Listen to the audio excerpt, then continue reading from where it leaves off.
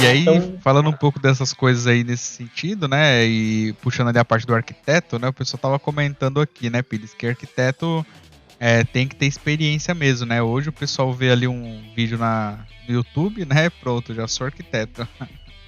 velho, para mim, a palavra arquiteto, eu não me considero arquiteto, porque você tem que conhecer todas as tecnologias e saber fazer um desenho ali e chegar numa solução legal. Eu vi algum comentário, eu não lembro, algum cliente que estava numa área de arquitetura fazendo um serviço para eles, na época até estava na hora. E aí os caras estavam falando, se você chamar 10 arquitetos para fazer a mesma solução, vão sair 10 soluções diferentes. Raramente 10 arquitetos vão fazer a mesma solução. E assim, é isso, porque cada um tem uma cabeça ali. Agora, se eles pensarem só na solução, beleza, só que, tipo, quanto vai custar cada solução? Qual que realmente. Aí, nessa época, o que aconteceu?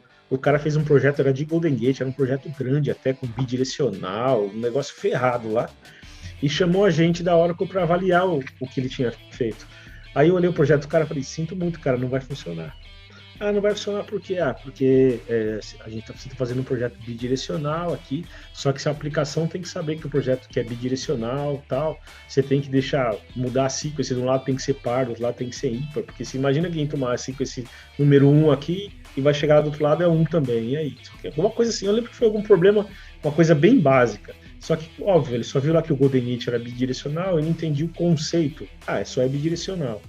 Então, acontece muito isso. O arquiteto vai lá e vai fazer aquela arquitetura. Beleza, ele leu lá, estava dizendo que o negócio replicava. Então, ele mandou replicar, acabou. Como teve um cliente que queria fazer uma replicação, eu lembro, só que acho que o banco de dados do cara era 8i. Mas ele fez lá, ele viu que era um replicador, fez uma. E chamou a Oracle para implementar. Eu falei: sinto muito, não dá, porque não o Golden Gate, essa versão de Oracle, o Golden Gate não trabalha, não sei o quê. Ah, não, impossível. Porque o vendedor da Oracle já falou que, cara, desculpa, o vendedor se equivocou, não tem como. Não, mas então eu vou te chamar outra pessoa. Eu falei: ó, cara, você pode chamar, mas eu sou o cara que tá vindo aqui para te dar esse suporte. Eu acho que vai ser difícil alguém falar para você que vai conseguir. Ó, o manual do produto tá dizendo que não faz. Ah, mas o vendedor falou que faz. Então o cara até discutiu comigo. Inclusive, esse cara até falou que não queria que eu fosse mais lá. Porque eu fui e falei: cara, não vai funcionar. Então, Caraca. para vir um cara aqui para mim pra dizer que não vai funcionar, eu não quero, não tô pagando a Oracle para isso. Foi uma coisa mais ou menos assim. Por Bruto. quê? Porque, né, o vendedor jamais vai falar: não, o vendedor tem que ganhar o cara. Só que nessa daí aí manda a gente lá, né? Que eu falo, né? Ele vende a vaca voando e manda a gente lá. Que a gente tem que fazer a vaca voar lá, cara. E E contando esses detalhes aí, Pires, aproveitando, né? Como é que foi aí essas experiências depois, aí um pouco mais de início de DBA, quando você começou a entrar ali, e depois com Golden Gate, né? Conta aí um pouco dessas histórias aí, desse início aí de contato com o DBA mesmo, e depois o Golden Gate, e as várias roubadas aí que eu sei que você já entrou. é, é, como eu falei, na Oracle, acho que eu peguei todo tipo de projeto que você imagina com Golden Gate, né? Tanto lá dentro. Então, a gente já tinha até comentado, já fiz de Oracle para Oracle, de Oracle para SQL Server, de Oracle para Hadoop, Oracle para DB2, Oracle para MySQL, Oracle para. Esqueço o nome, aquele que tem o elefantinho lá. O Post, logotipo é o elefante. Redshift, Postgre. É, e. Ah, tudo que eu falei. Para Redshift, já fiz também para S3, agora gerando Avro, gerando JSON, gerando TXT, gerando CSV. Então já peguei todo tipo de projeto. Migração com Zero Downtime, vocês migração de estão vendo, né, aplicação galera? usando Porque que Golden ele é meu Gate. guru, né? Vocês estão vendo aí, né, galera? Não é à toa que esse aqui, né, é o meu guru de Golden Gate, né? O cara me ajudou muito aí quando eu tava aí Cara, peguei achando que muita conhecia bucha, Golden Gate. velho. E bastante coisa legal. A gente até desenvolveu já, tipo, produtos em Java, a gente até falou isso essa semana, né? É. Para conseguir fazer o Golden Gate conversar com, tipo, um RabbitMQ, que é um protocolo que ele não conversa. Tivemos que desenvolver em Java alguma coisa. Nesse caso aí foi uma empresa parceira lá que desenvolveu e eu tive que implementar. Era um produto que só a TIM tinha no Brasil todo, tal, era uma Ops, replicação, putz, não era para falar o nome. Não, ninguém pi, percebeu, pi aí, segue. pi. Só a empresa tinha e A empresa ela tinha. replicava usando Rabbit. Tinha. Boa, boa. Era pra ser mais É isso discreto, aí. Pires. Foi automático, né? Você vai falando, você esquece, né? Então, assim, meu, fizemos de tudo já com o Golden Gate, cara. O último que eu peguei para fazer agora foi replicação para Redshift, que eu fiquei 3 meses para conseguir configurar. Isso com chamada aberta no suporte, severidade barra zero lá, né? Severidade 1 é zero. E os caras apanhando lá, e os caras lançaram o produto, só que o produto não funciona, né, velho? Só funciona quando você vai fazer.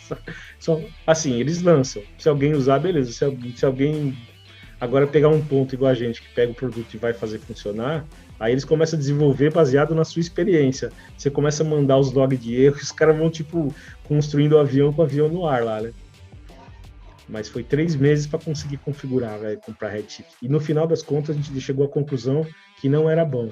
Aí a gente teve que fazer uma replicação para S3 e criar um rabicho em Python, tipo um programinha, né, que lia esses dados do S3 e jogava para o Redshift, velho.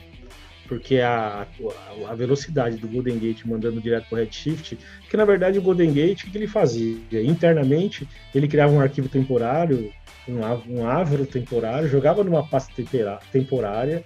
Depois de um tempo, ele tinha uma cron interna dele, que ele pegava esses arquivos e ia jogando pro Redshift, só que no tempo dele.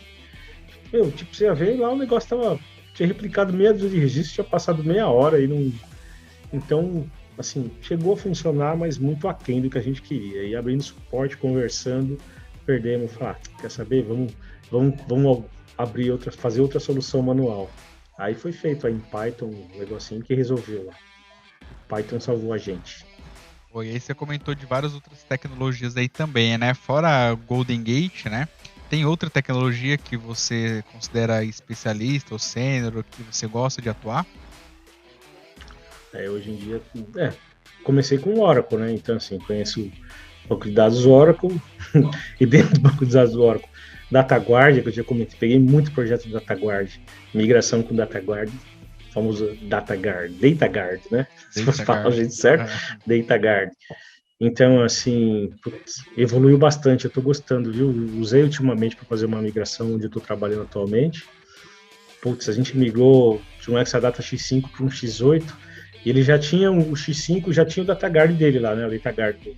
O que eu criei? Eu adicionei um terceiro nó, que foi o X8, mantive, né? Eu falei, porque os caras não podia perder o banco de dados da empresa e tinha que ser no mínimo tempo possível. Falei, se der qualquer problema, a gente vira pro DataGuard real lá, DataGuard da empresa. Então ficou 3 pernas, né? Então o X8, o X5, o DataGuard e o X8. Aí eu simplesmente, cara, fiz o switchover, nem eu acreditei, sei lá, que durou 1 minuto o switchover. A migração toda demorou 1 minuto, cara. Assim, eu fiquei impressionado. Porque eu já tive problemas com o DataGuard lá no passado, no Oracle 10, na época do hack. Não, Oracle no 10. Que o hack do 10 ainda, você não tinha. A gente tinha que criar. O hack era feito com. Como é que chama aqueles discos? Era um disco cru lá em inglês, é raw device. Era raw device, era um negócio que, putz, cara, muito ruim. Era difícil de trabalhar com aquele hack. E aquele DataGuard lá eu tive problema, eu cheguei a virar e o negócio não foi. Tipo assim, não virou master e o master virou slave e o slave não virou master. Tipo, ferrou os dois lados. Aí tive que fazer um activate, perdemos o dado, foi.